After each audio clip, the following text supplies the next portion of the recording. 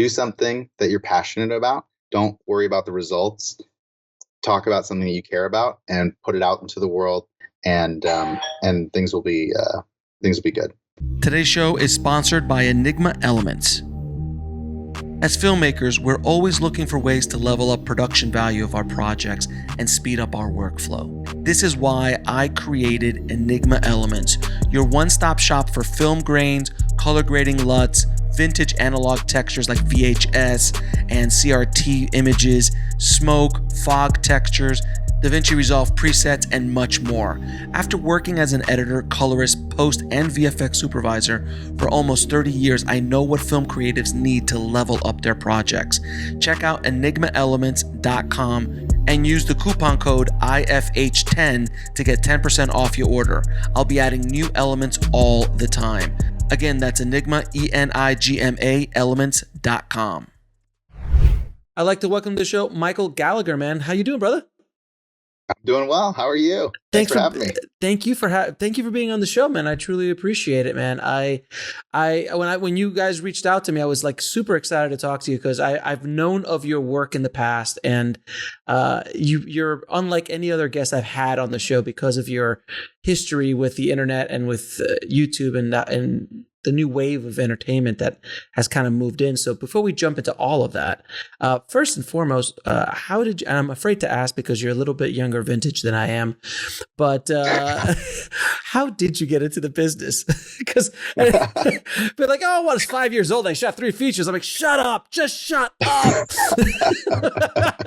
That's so funny. Well, I'm from San Diego. I'm 30, so I was born in 1988. So yes, but growing up, I was always in love with, storytelling, indie film. I read, Rebel Without a Crew when I was like, I don't know, probably 13 or something. Mm-hmm. And so I kind of just started getting like obsessed with that sort of like 90s indie film movement of like Tarantino and Robert Rodriguez and Kevin Smith, of like these guys that were just like going off and somehow making a movie. But then as I got older, I started noticing that like the path of those guys, as soon as they did it, that doesn't exist anymore. It's like Sundance, that whole thing, that changes. Yeah. As soon as someone like gets in the door, that door shuts, and now you got to find a window or a crawl space or something to get into the industry. So I kind of kept an open mind, and I was a little daunted of like, how do you make feature films? And so I just started, as a kid, just doing short films. I would, with my teachers, try and pitch doing a video project instead of having to, write a book report or something. Mm-hmm. So like even in school, like 4th grade, 5th grade, 6th grade, like even really young like that, I was editing on iMovie and just kind of, taking my dad's camcorder and just going out and shooting stuff. None of it was good. Let's just start there. None of it was actually good. I've actually gone back and looked at it. It shouldn't be. Yeah, but I started taking it more seriously. And then in high school, my parents, I was like begging my parents, like, I got to go to some kind of film school, film camp, whatever I can find. And there was this thing at the New York Film Academy in Burbank that they had a high school summer film program. So I went to that at 14 and shot 16 millimeter film and cast SAG actors. And I was just like hooked. Like I'm not a drug person, but that was my drug. I was like, all right, I'm 14. I can cast SAG actors. Game on. Let's do this. So then from like then on in high school, I'm in San Diego putting out, actors access notices and like casting SAG actors and running auditions at like DoubleTree conference rooms. And, I'm just being this like ambitious film kid. And then I would submit to local film festivals and, just try and get better and, do 48-hour film contests. Like I was all in and just trying to figure it out. And then, eventually that led to, when YouTube came along and the partner program, I saw that people were able to just make whatever they want, put it on YouTube and actually get paid for it and get seen and get an audience. And it seemed, I was kind of doing that with these shorts, like not spending a lot of money, just putting it out there. And I was honing my skills. I thought, okay, well, what if I could take the filmmaking side and apply it to this new media kind of concept? And that's how I started Totally Sketch. And I just started making weekly sketch comedy videos, on a whim like that. And it took off. No, which is the funny thing that you say is that you saw that wave in the 90s I mean, you were very young, obviously, but you saw that whole concept of the 90s. By the time you started to really figure it out, that party was over. So you realized that wasn't the way to go. I, on the other hand, took 20 years to learn that lesson and thought that it was the 90s all over again and was trying to do the exact same thing that Robert did and Kevin and Quentin and all those guys. And it took me a long time to figure that out because, and this is my truth. I don't know if you know about this or not, but in 2005, I was on YouTube. I was posting tutorials on how to make films on YouTube in 2005 before anybody had even thought of doing anything like that. And then, of course, I said, and you can look, they're still up on YouTube. There's like 13. Oh, sure. Yeah, they're 13 years old or something like that. I looked them up the other day. I'm like, oh my, really bad compression because YouTube was horribly compressed back then. And then I just said to myself, I don't know if you've ever run across this. I'm a real filmmaker. I don't put stuff on YouTube. I don't teach other filmmakers how to. That's not why I went to film school. I'm on a tour. And there's definitely a classist sort of system of like Vimeo, YouTube, and at that time, Vimeo was like the classy place for all filmmaker short films. And YouTube was sort of like a loud party that was just like bang. But I just wish I would have just stayed on because I would have literally owned the entire space of showing you how to make movies at that point. Yeah. Can you imagine if I would have just made content all that time? Incredible. It would have been insane. You're doing all right now. You don't have to worry. But still, I'm still a very angry and bitter filmmaker. But but what I find fascinating is that you were very open-minded to this new medium, and I think so many filmmakers, even in today's world, they're not open-minded. They stick to their like, oh, I'm only going to do this or I'm only going to do that. And you said, well, wait a minute, that's not working anymore. This is the new thing. Kind of like when guys jumped on Vine, when Vine was a thing, there was a small window of opportunity there. There was a small window of opportunity when YouTube, like you could make an obscene amount of money on YouTube when the partner program started and things like that. That window closed. Now it's like you got to work a lot harder to make remotely that much money. Is that correct? Yeah, these things, like exactly what you're saying. There's like a short window as something's kind of new and exciting and untested. And the people that get in that moment and just give it their all, sometimes they succeed. And then as soon as they've succeeded, big business comes in and says, wait a minute, like we can't just let anybody do this. Wait, who made $1 million? Who did what? And then all of a sudden they just start buying everything up and then close the doors and then no one can get in because it's all corporations now. And then it's like, now you got to find a new wild, wild west to like go in and, and go make your mark. It's because in the 90s it was indie films were the Wild Wild West, Sundance and those kind of things were the Wild Wild West, and then it turned into other things, and then eventually YouTube, and now it's streaming and being on a streaming shows and things like that, which you have experience on as well. And I'm curious to see what the future lies right now because there's so much competition. Even when you started, there wasn't as much competition. Well, there really weren't that many filmmakers on YouTube. Like I think I'm like a crop of like 5 people maybe. When did you start on YouTube? What year? On YouTube, 2009. So it was like the beginning of 2009. So you were which before, was just after the partner program had like just started, and so it was like right around the time like Freddie Wong. Yeah, I was about to say Rocket Jump. Yeah. Yeah, Rocket Jump, pre-Rocket Jump, Freddie Wong, and then Julian Smith, who's great comedian, and also he would just film and edit and do everything behind the scenes, and but most of the people on YouTube at that time were personalities that were just literally broadcasting themselves. They were just, turning on a webcam, dressing up like Sarah Palin or Obama or whatever was popular. Or Britney Spears, right? Yeah, exactly. Yeah, it's like anything that was kind of like to get the clicks, and they would, they would do comedy, but it was sort of unpolished, presented. Mm-hmm. And what I saw was, okay, there's all this talent, like this is a big talent pool, but there's not really anyone guiding that talent. And so I thought my contribution could be, well, what if I bring like the filmmaking I've been, honing on my short films and music videos and local commercials. What if I brought that to the talent that's on YouTube? And so literally when I first started Totally Sketch, I would do, sketches with actors and things that I would cast, just like I was doing in San Diego. Right. But what I would also do is send out emails to the top YouTubers at the time and say, hey, you don't know me, but here's my body of work. 'Cause I had my short films on Vimeo. I had, things obviously. that were up that looked nice. Yeah. And I said, like, look, here's my work that I've done. Here's this new channel. I would love to produce for you a free sketch, a music video parody, or whatever. Let me handle all of the production. You would just be the talent in it. And in doing so, maybe you could also then be on my channel and we could do a sketch or something together, collaborate. So I was just like giving like, hey, you want a free sketch? You want a free music video? I wasn't asking anything of them other than, can I give you my services? And that approach worked really well. Oh, obviously. Yeah, because people would see my work and they saw, oh, it's not, this isn't like podunk. Like, this actually looks good. Right. Like, oh, this short film played at a bunch of festivals, or, this music video, maybe I've seen that music video online. And so I just started getting, I was collaborating. And the first person I collaborated with was this YouTuber, Alpha Cat, who was the premier Obama impersonator on YouTube. And he was like the guy. Like, he was doing all of these it was, Beyonce sort of spoofs of, right. like, but as Obama. And they were really funny, but he didn't have like a producer, director behind the scenes.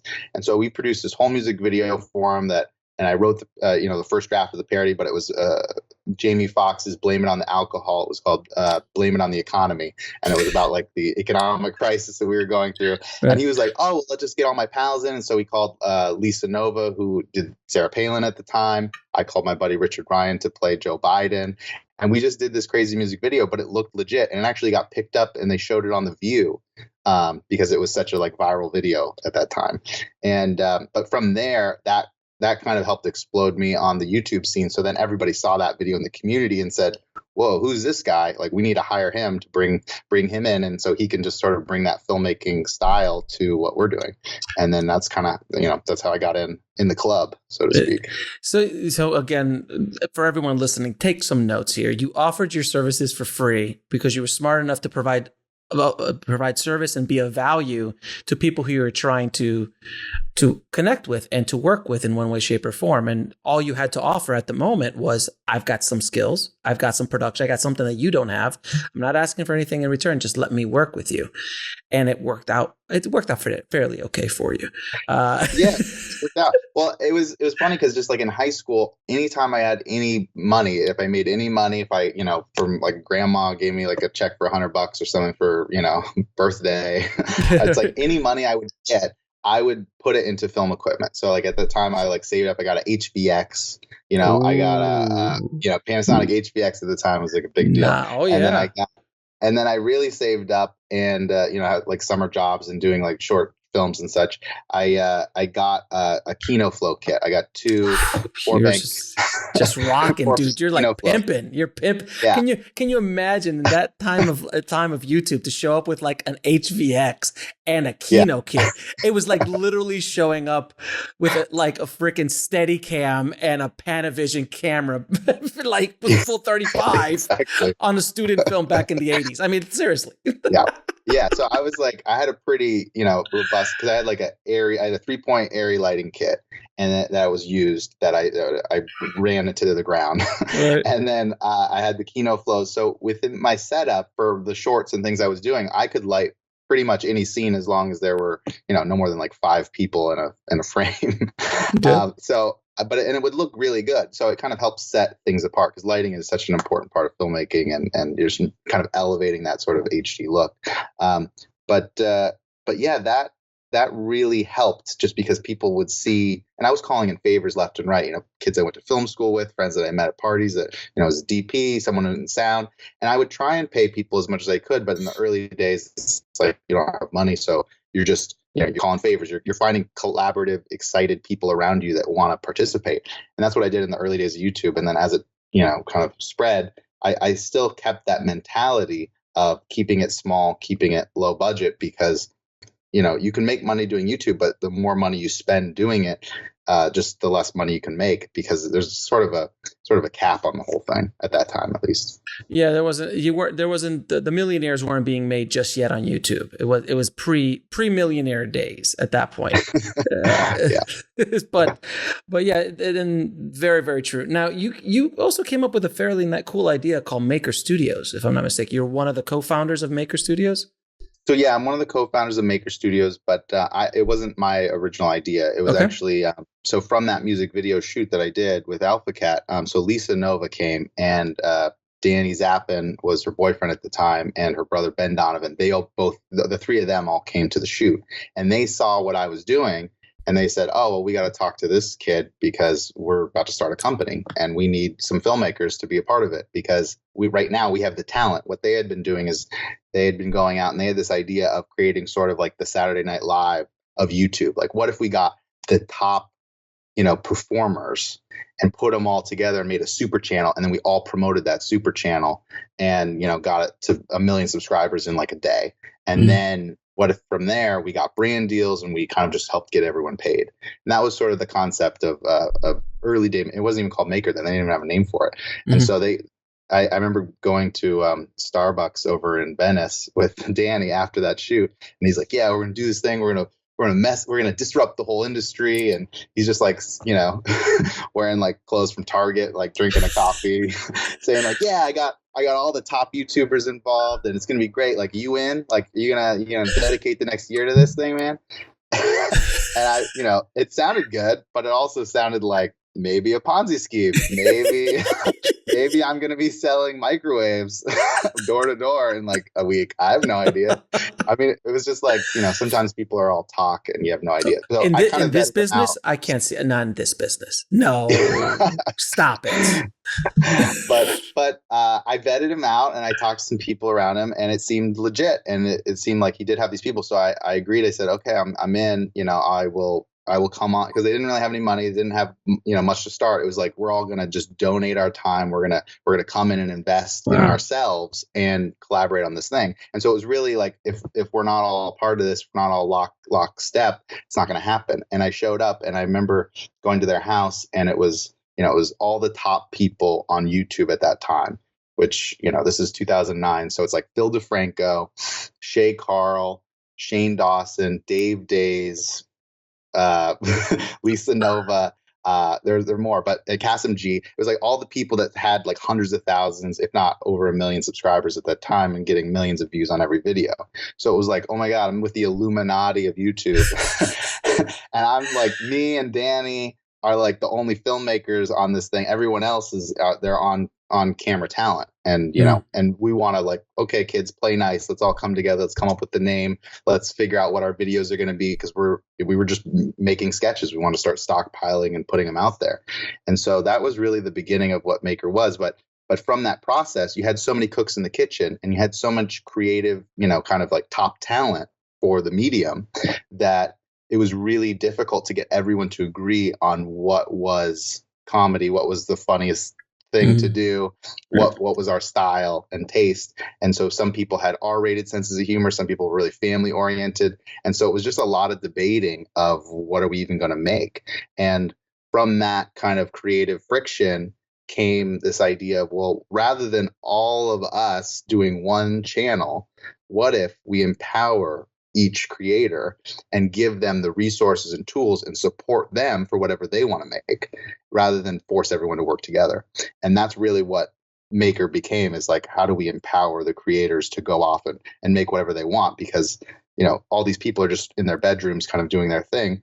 And if we gave them a crew, if we gave them, a production budget, if we gave them, resources, locations, producer, we could really up everything. And so that was kind of the model, and it just took off because all the top creators, they wanted to make cool looking shit. And so that's, that spread. And then it was like, hey, everybody, whoever wants to join, it just kept scaling up from there and getting attention in Hollywood, et cetera. So, yeah, I mean, this is still in a time. So Maker Studios started in what, like 2010? 2009. It was 2000, because I started Totally Sketch in March of 2009. Oh, wow. And Maker started July, I think it was like, July 4th. So that's a pretty quick. You didn't spend a whole lot of time grinding it on YouTube before things started up for you, man. You were what we like to call that the right place at the right time. It's kind of like Michael Gladwell's book Outliers. It's like, have you read that book? Oh, I love that book. Yeah, I love Malcolm Gladwell. It's kind of like everyone's like, oh, they're perfect, they're geniuses, they never have to do anything. No, they were born at the right place at the right time, and they had the right skills when they showed up. Like when Robert Rodriguez shows up in '91 with El Mariachi. You can't show up now with El Mariachi because he would never even be seen. No one would even know who he was. So it was all about the specific timing. And you hit it. You were close though. You were only about 3 months window. 3 months window. This could have passed you right by, dude. This could have passed you right by. I just want you to be aware of. I want you to be aware how close you came. Oh no, it's hashtag blessed. Hashtag blessed. So you start 2009, and then at that point, YouTube is still fairly much of what the heck's that thing? No one in Hollywood. Even at the time, everyone thought we were nuts. Everyone thought the company, it was like, what, you're going to double down on YouTube? Everyone thought it was stupid. Exactly. You're doubling down on the internet streaming thing, Netflix, whatever. So yeah, it's kind of like when Blockbuster had the opportunity to buy Netflix for $50 million and they said, no, we're good. We're good. We've got these rentals things. We're good. Yeah, brick and mortar is the way to go. That's the future. This internet thing's a fad. So Hollywood. When did Hollywood start taking notice, and when did you guys start making some like serious money? Because you started. I mean, it is looking back, it's a fairly genius move. It's insane at the time, but that's generally the way all these movements start. When you look at it at the time, they're like, "You were insane streaming movies over the internet. Who's gonna?" What? It seems insane. Now you look at it and go, well, that was genius. So you guys had a small version of that. Well, not that small, but a version of that in the YouTube community where you doubled down on YouTube, which I would have told you the same thing. Like, you guys are nuts. Like, no one's watching. But it seemed to work out for people like Gary Vee and those other guys who just kept making videos and nobody was watching. But one day, someone watched. And it kept going. So this small time, so you start building this up, and you start building up the accounts, and you start kind of like, I can't say it would be like an agency, would it? Like, are you're not representing them? Mm-hmm. It's what would you call it? It was the term was multi-channel network, and so it was the first idea of, well, what if each person would own their YouTube channel. I mean, you already have a split with YouTube if you're doing ads with them. And so what Maker would do was it would kind of represent your channel. So rather than represent you as a talent, it would say, okay, your channel, we're going to help sell premium ads on this channel by talking to advertisers. If we get a brand deal that fits, like let's say Indie Film Hustle, if you were part of Maker, it'd be like, okay, we got this, film company or a big movie that's coming out. It's an indie movie that, Fox Searchlight's releasing.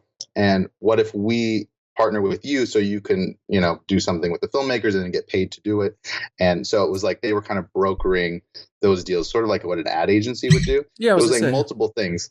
It was providing production resources. It was kind of serving as an ad agency, and then also being a content hub, sort of, how Netflix or a lot of places, like, they'll acquire things, but then they'll also, provide the resources. I mean, they had full production studio, they had equipment, they had, everything at Maker for, especially DIY stuff. It was DIY, but also sort of DIY plus, where they'd give you like a 3-person crew or a 5-person crew or something to go out and shoot YouTube videos. That's insane. And how long did it take before Hollywood started taking notice? Pretty quick. I think within before the end of the first year, I think we were raising some VC money and kind of big. Yeah, I know. It just started growing, and then people were leaving their jobs at kind of whether it was a big tech company or a film studio. They were coming in, like, all of a sudden we were having executives that were that just had been at Disney, or they had been at Warner's, Sony, and everyone all of a sudden is just like, I want to work at Maker. That's the hot new thing. So and you guys were you were in the middle of the storm. I mean, that's amazing. It's amazing. Like, you guys were and there was nobody around you. There was no competition. There was nothing that even was close to what you guys were doing at the time. Things start popping up pretty quick thereafter. So, and it's hard to say like what the first thing. I think Maker might have been the first multi-channel network that really had done this. And then very soon around that time was Awesomeness TV, which I don't know if you remember. I've heard of Awesomeness. Yeah, they focused on kind of more specifically teen-oriented content, because they really were trying to get bought by like a Nickelodeon or a Disney Channel or something. Like, they wanted content that safe, like kind of age appropriate. And Maker was a little bit Wild West of, we're not going to censor you. Whatever you want to do, that's your thing. And of course that attracted all the talent because there was no censorship. Yeah, exactly. Yeah, there's no censorship. And we're not going to try and control you. Yeah, you can just continue what you're doing and we're going to empower you. And so I think that model really appealed to, every level of YouTuber, top, bottom, whatever. In 2014 is when Disney came in and I heard something about that. There was a small company called Disney that decided to buy you guys, and it was it wasn't in the news at all at the time. But if I do remember correctly, and I don't like to talk money on the show, but it's pretty publicly known that the Maker Studios was purchased for $450 million cash, and then with a performance bonus up to almost $1 billion. Is that accurate? Yeah, exactly. And I don't know how much is public of like where it landed or whatever, but I think those numbers are in the ballpark for sure. Yeah, that's not a bad deal for young guys who just kind of like got the HVX 200 and the Airy kit out and shot with some YouTubers. That definitely sent shockwaves through the industry. I remember when that happened. It was about a year before I launched Indie Film Hustle. I launched Indie Film Hustle in 2015. Oh yeah. And when I heard that, I was like, wow, and I sound like an old fart, but like, oh yeah, this YouTube thing's really kind of starting to blow up now. I should have stayed on there. Like, what was I thinking? But that I have to ask you, man, what was that like, man? You were like, when Disney's like, okay, here's a check. And I'm not going to ask, percentages or anything like that, but you obviously did fairly okay being one of the co-founders of it.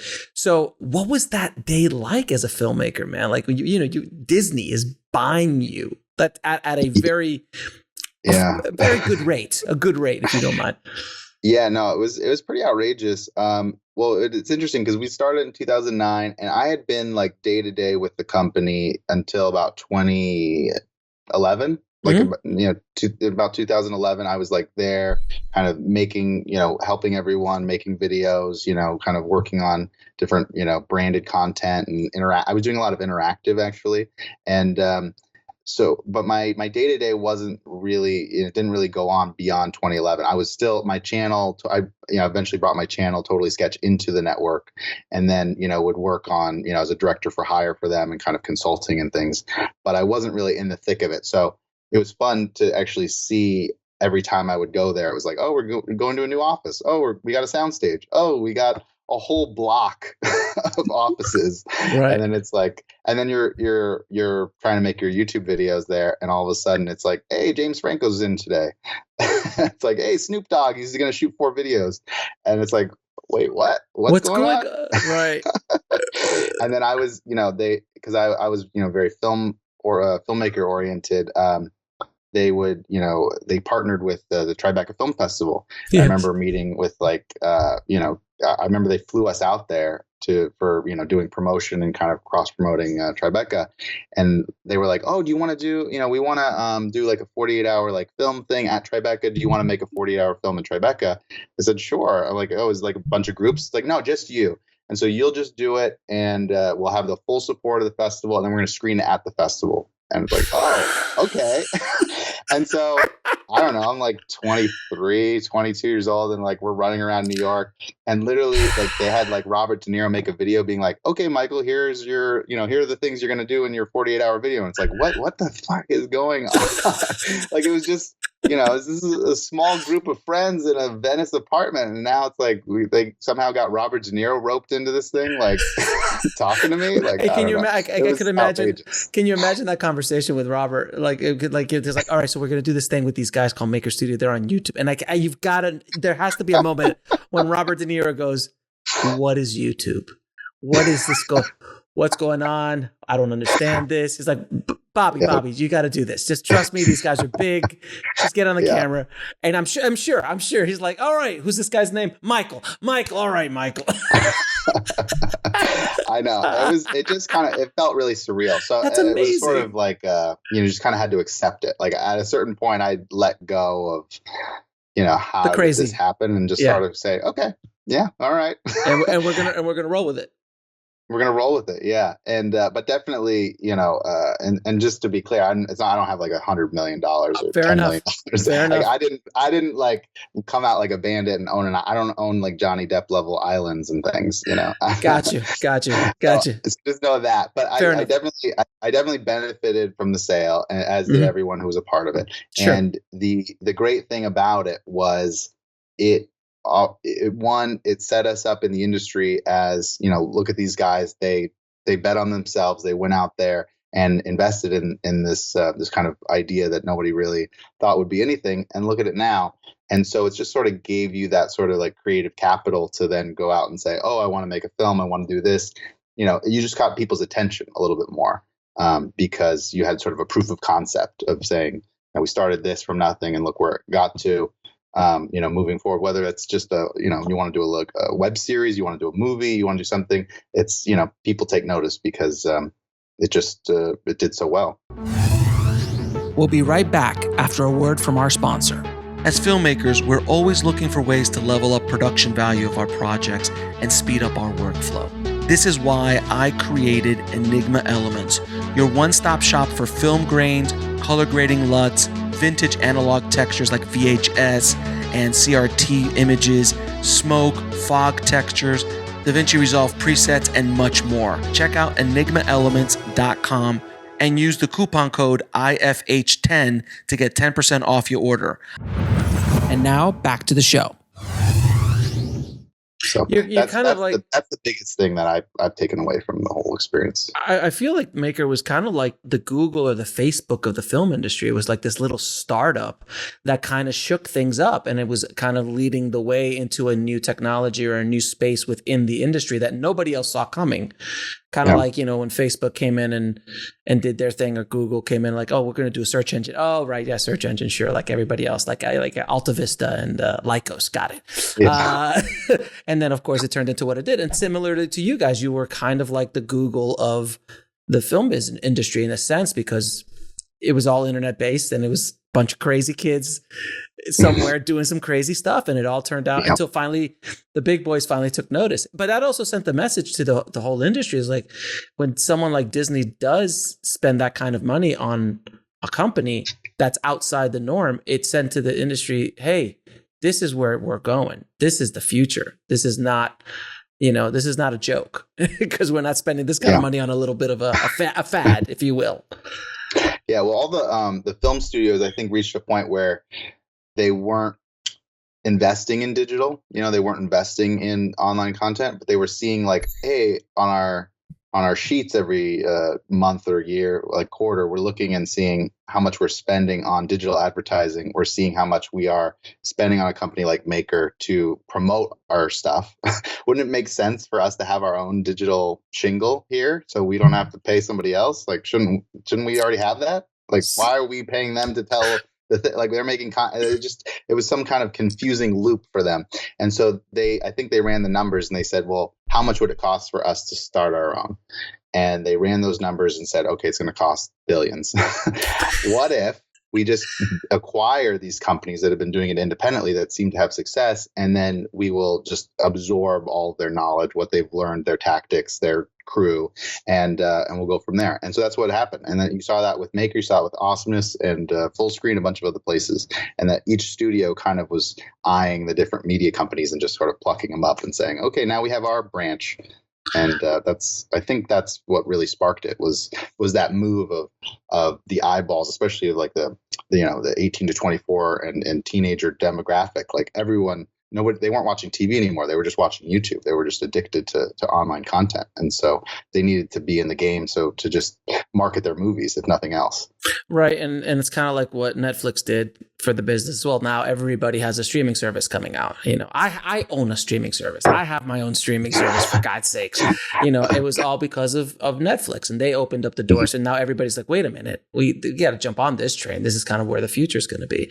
So, and now how did you parlay, from Maker into into the world of like legit directing, and I don't mean that in a derogatory statement at all. No. You know what I mean by legit, like true indie auteur filmmaker, if you will, kind of like the guys you were looking up to when you were coming up, like the Robert Rodriguez's and stuff.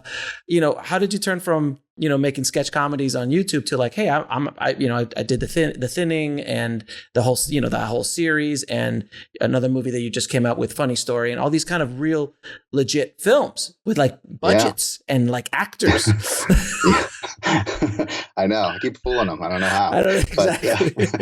But what happened was when we were at Maker, I really, we'd been doing sketches for a few years. It was like 2010, and I really wanted to do, I wanted to figure out how am I going to make a feature? How am I going to get in? And I would meet with people, and they would say, "Oh, it's great that you've done sketches and had this, millions of views," and that didn't really matter. They, it was like, "Oh, well, where's the proof of concept of your first feature? Why haven't you done a first feature already? Show it to us, and then we'll talk." Yeah. So it was like, okay, this is the chicken and the egg. Oh, I know. How do I get the job if I don't have the movie? If I don't have the job, and then how am I going to make money? And so at that point, I lived pretty frugally. I was just saving up, and I had a lot of success with Totally Sketch and Maker, and just, everything was kind of going with brand deals, and, they're just paying a ton of money for doing, a couple days worth of work. And so I was just saving all this money. I'm not going on vacation. I'm not doing anything with it. I'm just saving it. And so at a certain point at Maker, this guy, Glasgow Phillips, who had written on South Park and a bunch of other cool things, he on spec wrote this idea for what became Smiley, which was a horror film that was my first feature that I directed. And he wrote it as an idea of, well, what if we take our resources at Maker and just, rather than just do a bunch of YouTube videos, we spend 3 weeks and go shoot a feature. Why don't we do that? And Maker was interested at the time, and they said, okay, well, Gallagher can direct it. And so all of a sudden I'm like attached to direct a movie. I'm super excited.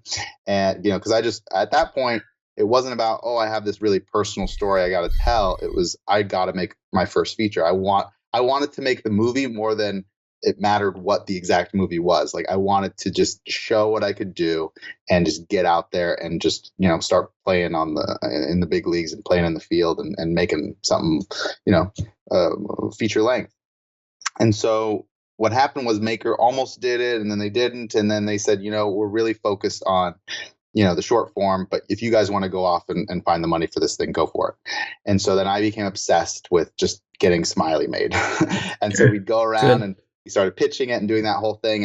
And we had some interest from places, but they were like, wait, you want to cast YouTube stars in this movie? You want to cast people who have millions of fans online to come see a movie? Like, good luck. Like, we don't see it. Oh, these people don't see any. I mean, like, you would think that you're part of Maker Studios, which was crazy in the first place. And they're like, hey guys, we have another idea. You don't listen to that. Like, and I'm assuming the budget wasn't 100 million. So like, why wouldn't you take that chance? No, I know. We were like, we can do this for, not like by your standards, nothing, but like a couple $100,000 max. Like, we could do the whole thing. It's gonna be great. Everyone's signed on, Right. And it was just sort of crickets. Like, people were like, I don't know, it hasn't been done, hasn't been proven yet. And so we said, all right, assholes, we're just gonna go make this movie. And so literally at that point, my producer Michael Warmser, who had worked at Maker as head of production, he had gone off from then, and we had just been like dedicated to this movie. And I said, okay, Warmser, if we're going to make this thing independently, what's the lowest number we can do it for? Like, get the movie in the can. Like, what's the number? Mm-hmm. And so he crunched the numbers and did it.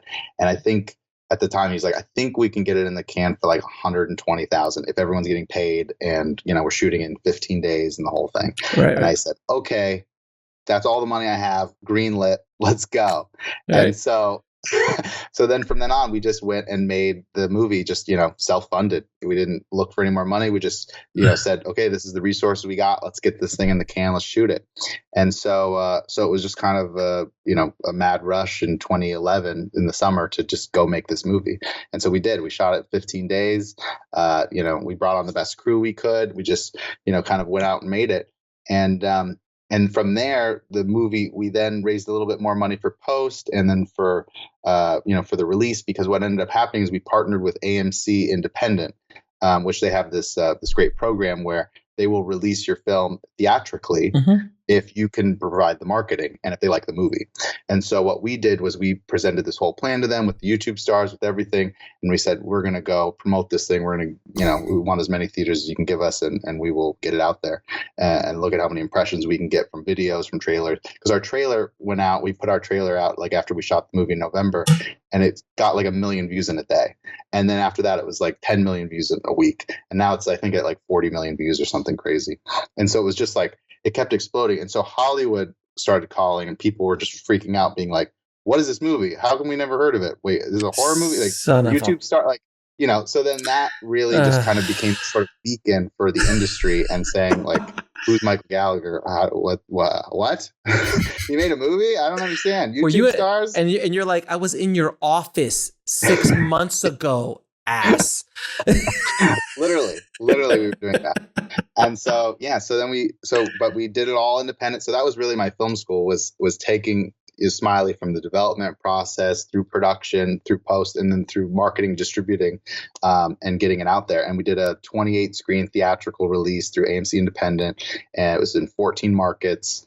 And then it came out, and then we sold territories at AFM through our sales agent, and it played theatrically in like Italy and the Philippines and Japan, and it was just like this kind of crazy indie phenomenon.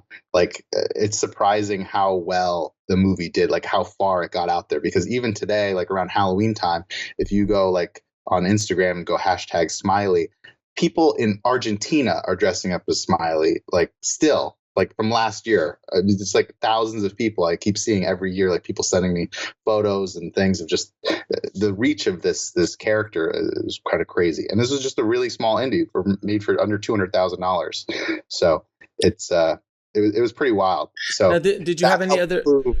That helped prove that as an indie filmmaker, we can still have a big impact. You don't necessarily need, big budget and, huge stars. Like you can work with the team you have around you and really, explode it out. Did you have any other ancillary revenue streams for that movie, like T-shirts, hats, other things like that? Did you have any merch at the time? We should have. We didn't. But we should have. Left money on the table, sir. Left money on the table. Yeah, definitely money on the table. But no, the movie did great, and people saw it. And even though it wasn't like, and it's funny because even though it got out so far, I didn't do everything independently, and I really should have, because what happened is, my domestic distributor that I brought on for home video and stuff, they screwed us. Oh, shocking. I can't, again. Shocking. And just when we're calling them on it, they go bankrupt. Oh, so, I've never heard of a story like that. It doesn't happen. It doesn't happen. It's never happened before. But, and so there's some heartbreaking lessons and things you learn along the way of like, oh, we did all the work. We got the muscle out there. And then just at the finish line, someone is like, thank you so much. And we'll take it from here. Did you have a clause that if they go bankrupt, the rights go back to you? You didn't, was there a clause in there? No. So, I know we're a few years away. We're gonna get it back, so it's gonna be okay. Oh yeah, okay, yeah, because it's a thing. All right, so you'll get it back eventually. Yeah. So it'll be all right. But still, man. But that process, the good, the bad, the ugly of making your own movie and distributing it and doing everything, that has those lessons I'm still learning, because even with my new movie, Funny Story, it almost feels like that was my first feature, because what I did was I told a personal story. It was something that I had to tell, and I did it with friends, and I did it as small as I could, just like with Smiley. But Smiley wasn't a personal story. It was almost like I hired myself for a job. It was like I saw an opportunity, and I took the opportunity and tried to make it the best and the biggest it could. But it didn't have any personal connection to me. It felt like I felt like multiple people. Like I'm the financier hiring the director, who's then going to produce it and then going to distribute it. So it was like I had different hats on all the time. And you were fighting with yourself constantly. Yeah, exactly. But in terms of like a creative thing, it's like I'm really proud of the movie and what we've done with it. But in terms of what I can do as a storyteller and the kind of movies that I want to make, it didn't really line up with that. And I think people saw that when they write reviews or whatever, but you can't control that aspect of it. You kind of just do your thing and put it out there. But that's the other thing. I think people thought we had a huge budget for Smiley, because we had billboards in Times Square. We had, kind of promotion all around Los Angeles and, big release. But it was Michael Wormser and I. It was like these, two little producers just going out and, calling Clear Channel and saying, hey, can we get a billboard? Hey, we have no money. What can we do? And then people were just, wanting to help because they thought it was a cool idea, and why not? And they had the inventory. So we were able to make a pretty big splash with a couple of pennies. And then you started making some films directly for YouTube Red as well, like The Thinning. Yeah. So The Thinning came about in an interesting way because post Smiley, I had all these. I was repped at. I'm still repped at UTA and Management 360 and all these great places because they had seen Smiley and they'd seen the trailer and all the kind of ruckus we were creating, and they said, okay, we want to bet on this guy. So they put me in rooms with every studio, all these production companies, and they're like, what do you want to do next? And I'm like, I'm exhausted. I have no idea. What do you guys got? And they're like, all right, well, why don't you go write a script and then call us? Oh, God. So I was like, okay, that's another lesson learned. Always have your next thing ready. Next three things ready. Yeah, next three things. Definitely. You got to have options. Because they won't like the first one, but they might like the third one. You never know. And you're not going to get back in that room again easily. It's not that easy, yeah. So I, had that water bottle tour of meeting with everybody without a movie.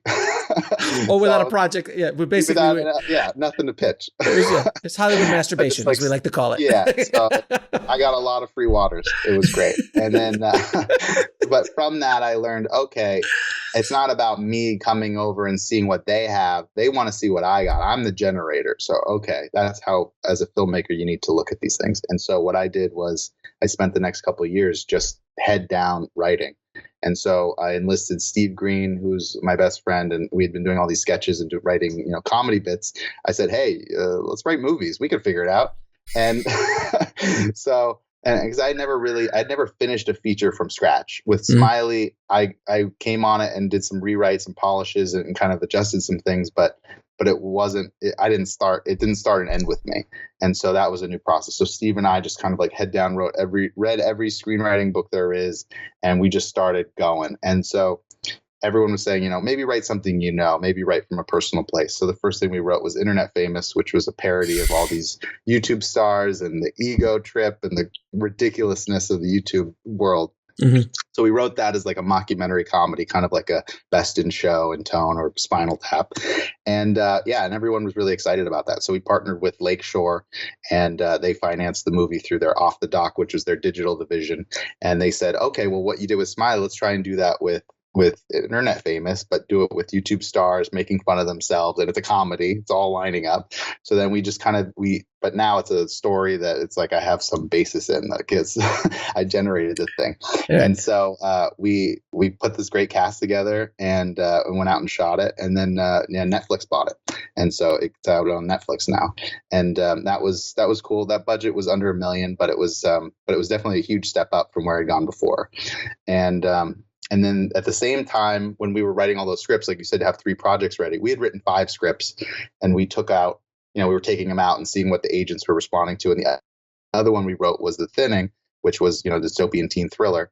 And so we came up with the idea for that. It was sort of like what if we created a Hunger Games event, but for YouTube? What if we created like this big kind of spectacle that but it was really just aimed to never come out in theaters, but just like be an event on the internet? Because most people, they were just dumping things that they couldn't get distribution on the internet, as opposed to like, what if you make a spectacle for the internet? And so we thought that would be cool. And so we pitched that around, and then Legendary, they had started a digital division, and they loved the script. And so, and it was funny because when I met with them, they were only interested in series. And then there had been like 1 or 2 other like digital movies that came out post Smiley that started getting like good press of like, oh, they're making money, they can do this. As soon as they heard that they can make money making features for the internet, all of a sudden our phone rang. Oh, well, of course, because it's like, oh, how much is it? How much do you need? That's coffee money. Sure, here. Exactly. So we went off and got to make the Thinning with Legendary, and then they sold it to YouTube Red at the time, which was, I think they had just started that as like a premium content division, and then it became like the biggest movie that they had ever, biggest show or anything that they had ever released, like in terms of viewership. Like it just exploded, and so immediately they greenlit a sequel. So we did Thinning New World Order, and it was just kind of like all of a sudden, all this hard work and like putting your head down writing, it's like, oh, now we're just making movies it's like we were doing like 2 movies every other year. It was like, just, oh my God, we're doing 2 a year, like going from 0 to 1,000. It's crazy. Right. But it was fun. I mean, it's been a kind of a wild process to go from having everyone question you and kind of like not understand what you're going for, to then everyone calling and saying like, how do we work with you? How, sending scripts, sending digital stars over, being like, can you put them in a movie? We got $300,000. Can we make a movie with this kid? It's like, what? That's not really how you make a movie, but they do. They trust me. They do make movies just like that. I know. I had to turn some of those down. You know what's funny, because I'm looking forward in the future, and you're going to be one day 60, and you're going to look back and you're going to be like, yeah, I was there at YouTube when it started. Yeah. And I was just like, yeah. And you tell these stories and people were like, you mean there was a world when there was no video on the internet? Like, is that a world I would want to live in? I don't understand. One day, your generation is very interesting. Like our generation, my generation's the Gen X are like, we're the in-betweeners. We're like, we had 1 foot in the old and 1 foot in the new. So like we were around before the internet, but we definitely were there when it popped. And you have no idea. Like you said, you were born in '88. I was going into high school in '88. So there's a slight difference in perspective. But it's fascinating. That's why I love talking to young filmmakers like yourself, especially ones that have had a lot of success in what they're doing. Because I'm always fascinated with stories, like how these different windows that open up, and then how you leverage that window to take it to the next step, and so on. Which brings me to your new movie, Funny Story, that I've actually been seeing billboards all around town. I've been like, as I drive by, and I'm like, and that's why when it came through, I was like, oh, Funny Story. Yeah, that's that movie I keep seeing everywhere on like every sick bus thing I see is there. So I don't know who's your marketing PR people, but they're doing a good job spending that money because it's out there. No question. So because this one looks more serious. It looks a lot more serious. It's not Smiley. It's definitely not InstaFamous. Yeah. It's definitely a little bit more like a serious filmmaker. So tell me a little bit about that. Well, I think after doing, I don't know, I guess it was like 4 or 5 of these kind of YouTube sort of digital features, I was known as the digital guy. And so I could get into any room if, as long as it was starring someone with X amount of followers, I was up for that job. Right. And good place to be. That was interesting. And it's a good place to be. It's a great place to be. But also there's a frustration because I never intended for that to become, sort of the branded digital guy. I wanted to be more, just a filmmaker amongst all filmmakers. And I was just working in a specific medium and kind of trying to break open this area that we thought that we thought needed to be open. And so with Funny Story, it was kind of a going back to the filmmakers that I grew up on and the people that inspired me to first start, and try and tell a story that didn't require you have to cast somebody that has X amount of followers, that has this many Instagram things, and it's like this. It's not about the result. I want to do something that wasn't result oriented. That was really just, we're going to go make this because we're all passionate about the story and the characters, and I want to show as a filmmaker what I can do. And so that was the spirit of making Funny Story. So we wrote this movie, and I was really inspired by like the Duplass brothers and Joe Swanberg and these guys that were just like going off, they call it mumblecore or whatever, but it's like go off without really a script, maybe just an outline. And we're just going to go, make this. That's how I made, that's how I made my first 2 features. I love this. Yeah. Which is great. And so I started with, okay, well, what can I do? I need limited location. I started thinking back to like, the YouTube days of like, how do I just go off and make something? Right. And so I was like looking at all the resources I had and the people I knew, and I started writing parts to the people around me, to really talented actors that I had kind of gotten the pleasure to work with. And putting this thing together, I outlined a full feature. It was like maybe 30 pages. It was like a script that just didn't have any dialogue. It was a scriptment. It's a technical term. Scriptment. Yes, sir. Oh, thank you. Yes. So I wrote a scriptment. Yes. And it was the whole movie, but it had no dialogue. And I was like, I was a little cocky because they had made some other movies, and like, okay, I think I can get funded off a scriptment. It can't be that hard. And everyone was like, no dialogue. Interesting. And your last name's not Duplass. Not going to work, buddy. Have you never done this before? I don't know. I don't know about this. And then they started making me kind of question it. And I was like, shit, maybe I should add some dialogue to this thing.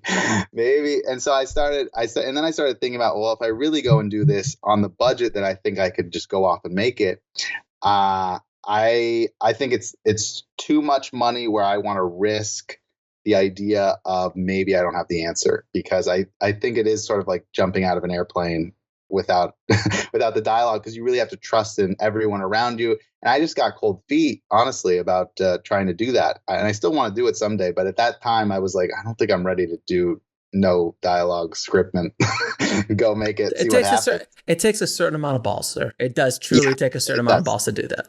So my balls were up in my body and saying, They haven't dropped yet. Finish the script. They haven't dropped yet. So then I called Steve Green. I was like, Steve, I got a scriptment.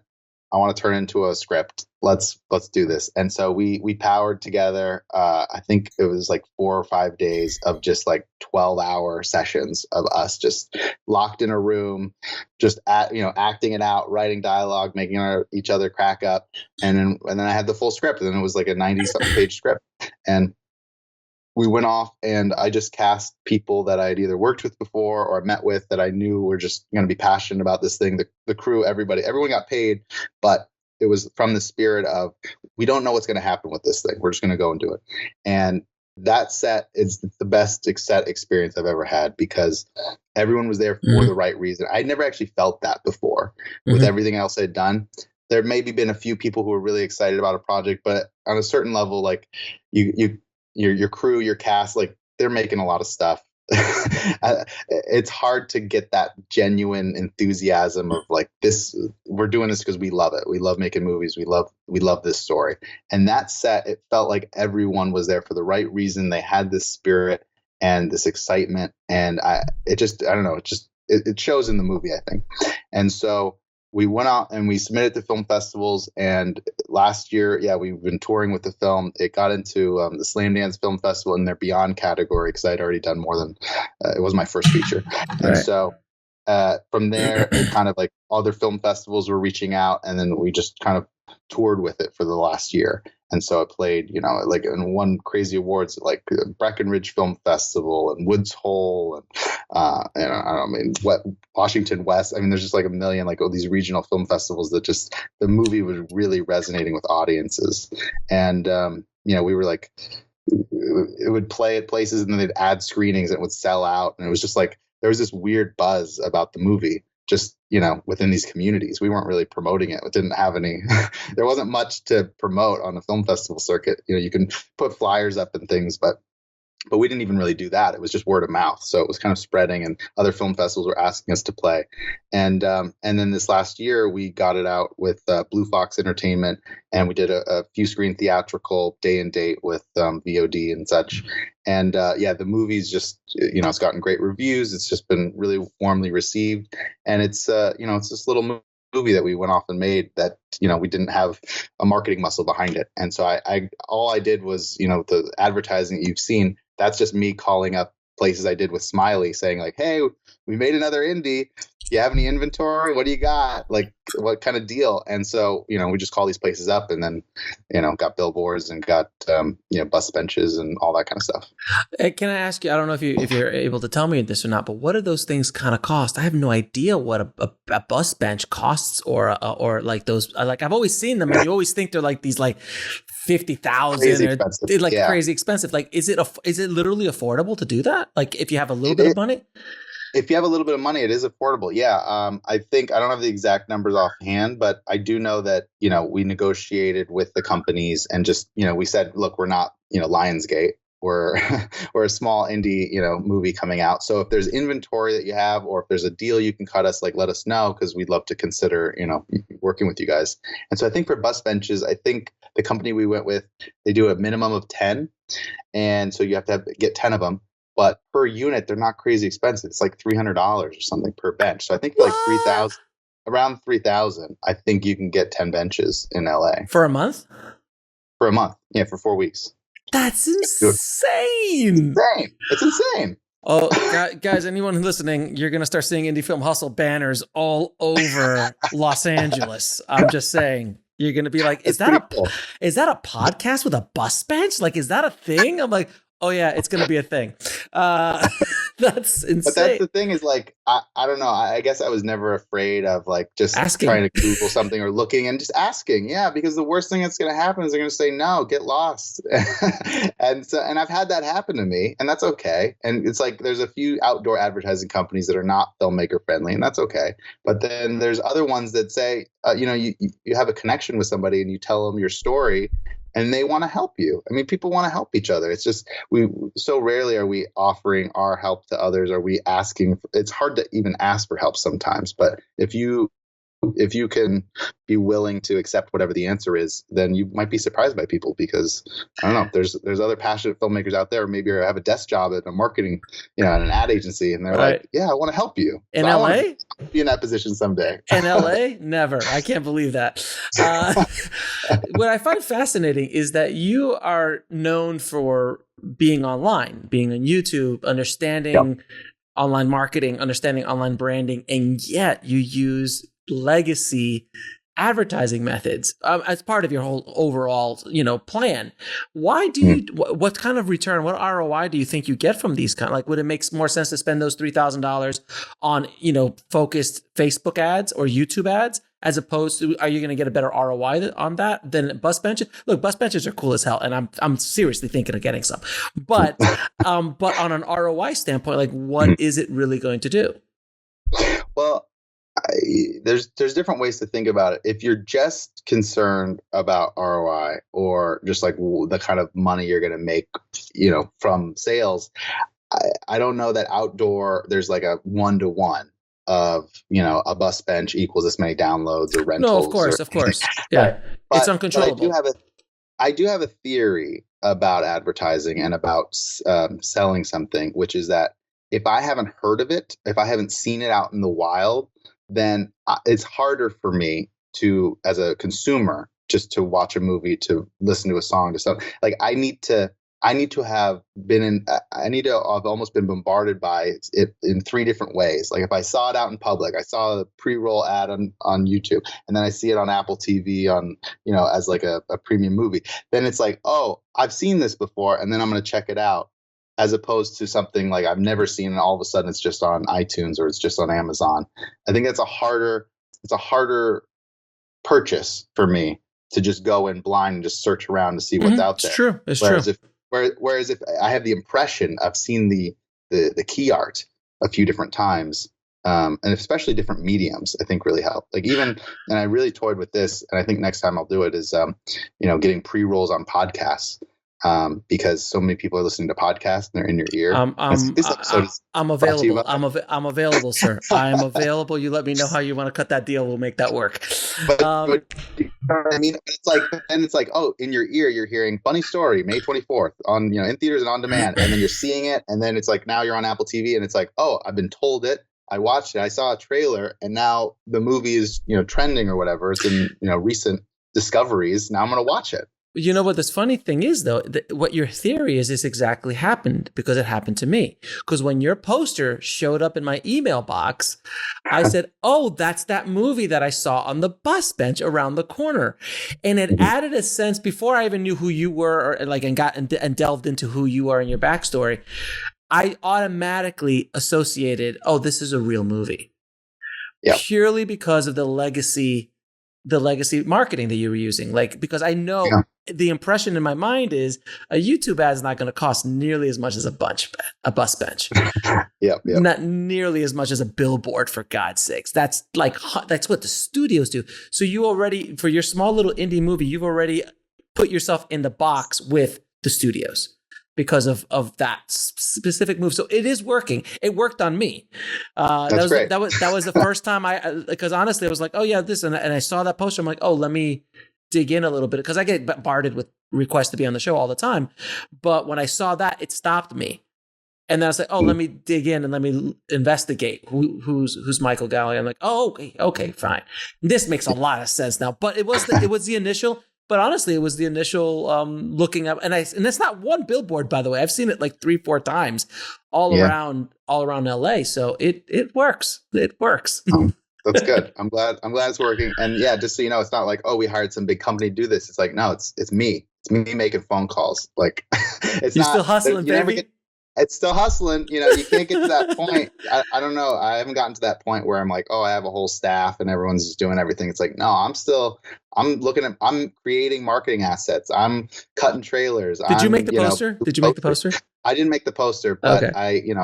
I know my limits. It's a nice poster. That's what I'm saying. It's a nice poster. Yeah. It was good. But the bus benches I did make.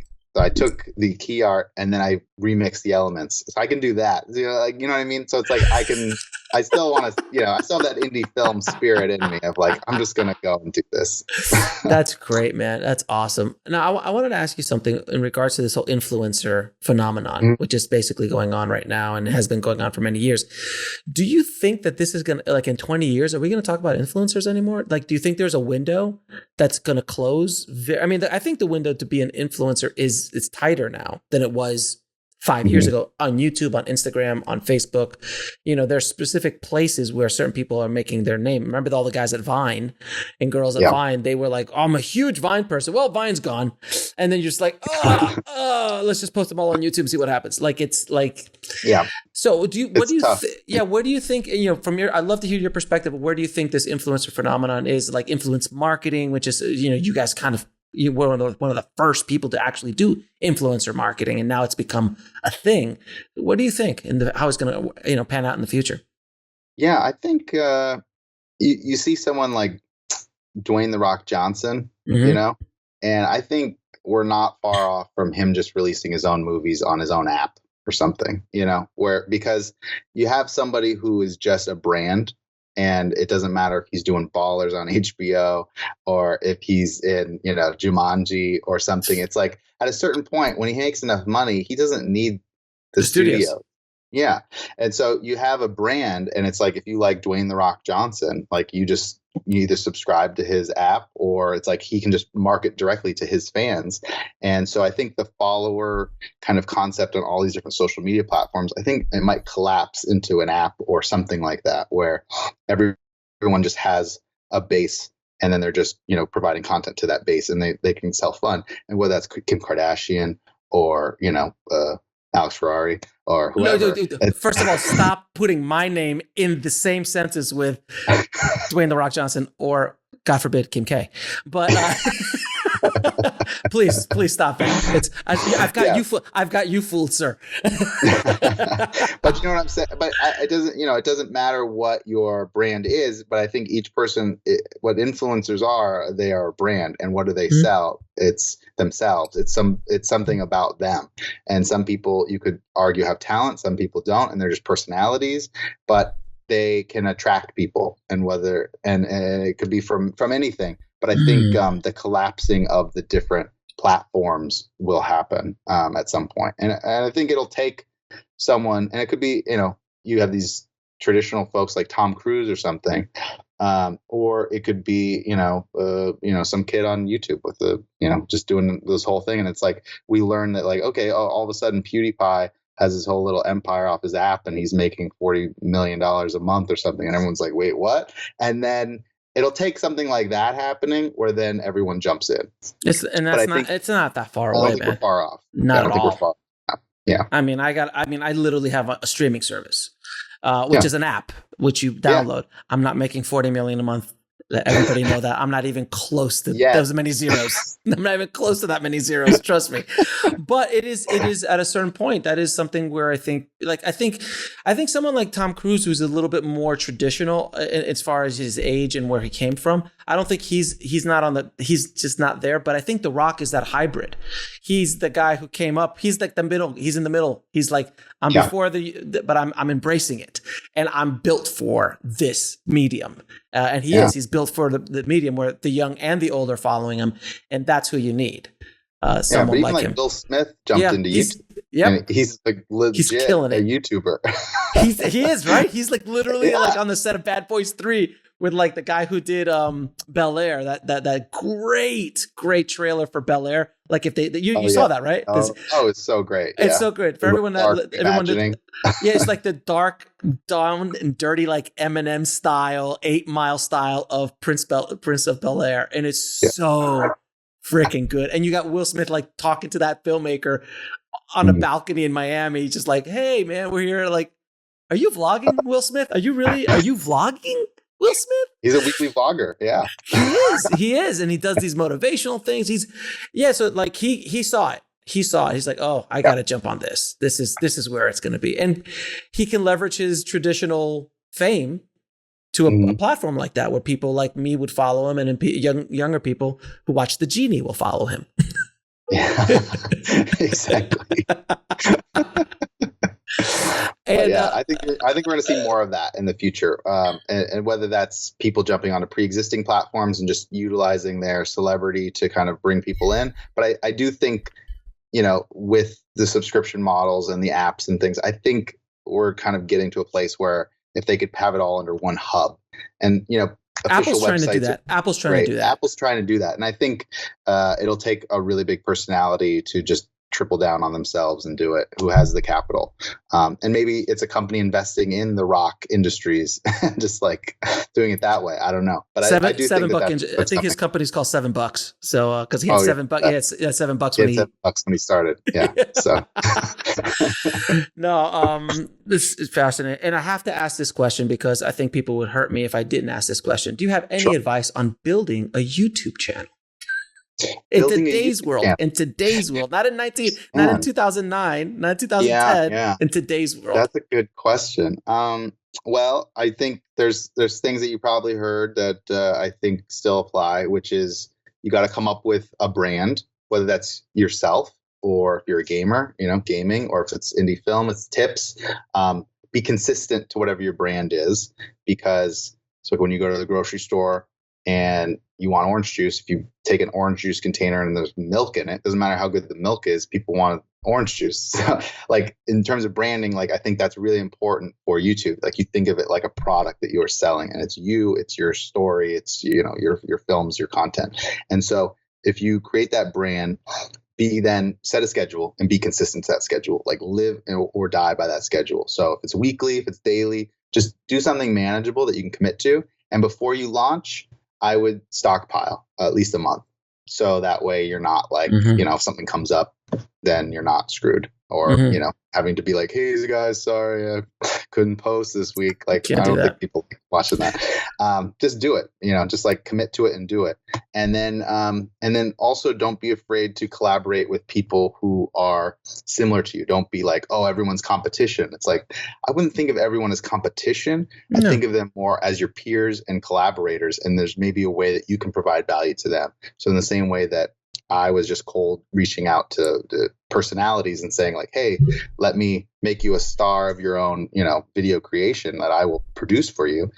Whatever you can provide. If you have audio equipment and you notice somebody who's doing a podcast doesn't have audio equipment, or that they should have that, maybe you could offer to, let them use your studio or whatever. I mean, there's a million different ways you could think about this stuff, of what you can provide to people, whether that's in person, whether that's, just shouting them out.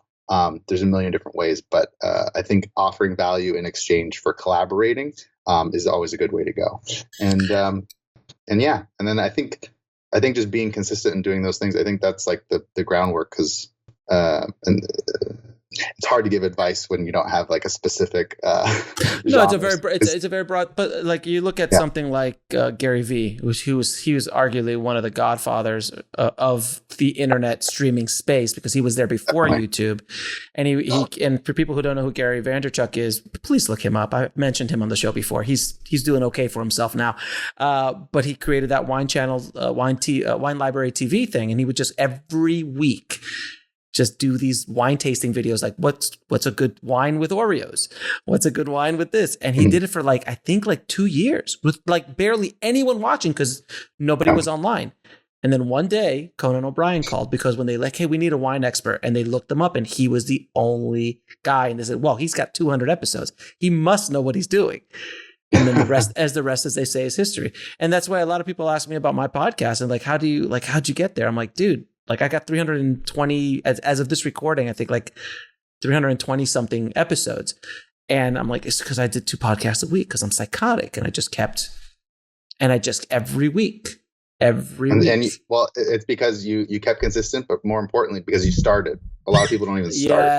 Yes. As a quote, it says the best I think it was the best writing you never did is better than the worst writing the best writing you did is the worst writing you never did, or something along those lines. You know what I'm trying to say? Yeah, absolutely. Just get up and do it.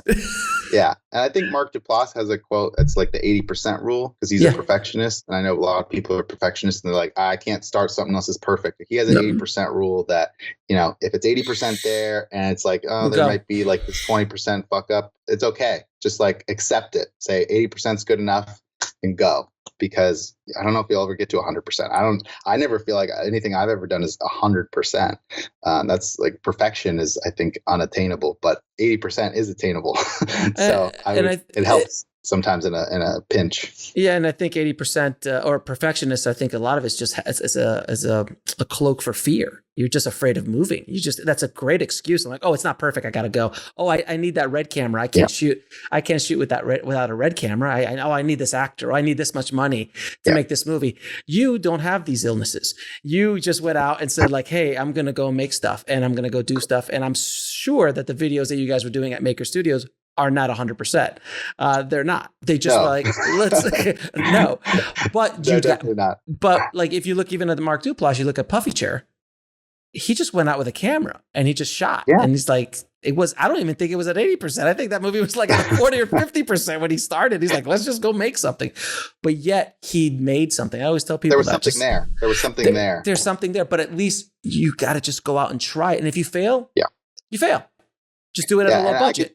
And I can speak as someone who's gone out, it's that whole live life in the arena, it's don't be afraid to go out there and just, get attacked and have tomatoes thrown at you and, get stabbed every once in a while. Every mean thing has ever been said to me, and every bad thing's ever happened. So, and I can tell you I bounced back, so it's going to be okay. You're going to be all right. Now I'm going to ask you a few questions to ask all of my guests, if you don't mind. You still have some time? Yeah. All right, cool. What advice would you give a filmmaker wanting to break into the business today? The advice I would give for a filmmaker breaking into the business today is to do something that you're passionate about. Don't worry about the results. Talk about something that you care about and put it out into the world, and things will be good. I would say Robert Rodriguez's Rebel Without a Crew. Definitely. I read that book 10 times. So good. It's this great diary of his time in, doing lab research and trying to fund his movie. And he was doing all these experiments with food and things. And he's going off and how he made El Mariachi, and then the whole process of taking it to Hollywood and then getting funding and then just kind of going off to the races. And it's a really cool book. And even though that path doesn't necessarily exist for us now, it's a great way to see the chutzpah that somebody has in their early stages of just got to go off and go make it with the resources you have around you, the locations, the people, and tell your story. Have you ever read his second book about the making of his second movie, Road Racers? I haven't, no. So if you can find a copy, because I had a copy, I sold it because it's so damn expensive now. It's rare. It's rare because they pulled it off because I think his agents pulled it off the market. because so this is why it happened. So just a little bit of knowledge about this, because I'm a huge Robert fan, so I go deep with Robert. Yeah. It's about his second movie, Road Racers, which was like a Showtime or Cinemax movie. Right before he did Desperado, they wanted to give him something else to kind of cut his teeth on. And it's his entire experience working with a film crew, like a professional film crew. And he hated it because he was like, he's talking crap about the DPs, talking crap about everybody. He's just like laying in on everybody. These guys are, because it's his diary again. It's the same process as Rebel Without a Crew, but for this. And he's like, I'm just trying to get on my wheelchair and push, but no one wants to push me, like do my dolly shots. And they're like, what do you do? That's not how we do things. He had a horrible time with that, but I read that book. I did get it. It took me like 6 months of waiting, but it's available on Amazon. It's like $100 and some now if you want to buy it. It's a paperback, but it's so good. So good. Now, what is the lesson that took you the longest to learn, whether in the film business or in life? Yeah, I think the lesson I've learned that took the longest, that's interesting. I would say that, through the process of making things, that you never really know how to make something until you've made it. And then once you've, let's say you've filmed, as soon as I'm finished making a film, I'm like, now I want to start, because now I know exactly how it should go.